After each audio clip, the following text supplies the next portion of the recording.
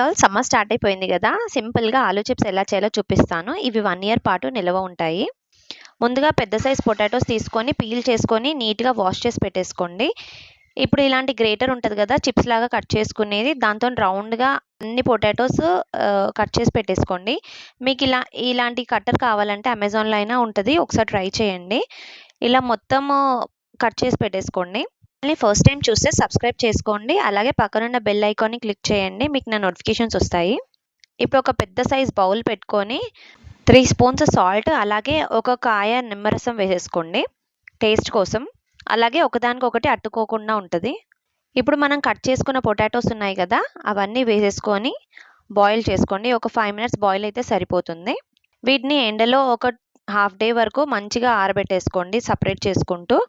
చూసారు కదా ఎండిపోయిన తర్వాత ఎలా అయిందో. డీప్ ఫ్రై చేసేసుకొని ఉప్పు కారం వేసేసుకొని తింటే చాలా టేస్ట్గా ఉంటాయి. పిల్లలు ఎప్పుడైనా చిప్స్ అడిగితే ఇవి చేసి పెట్టవచ్చు. Thanks for watching.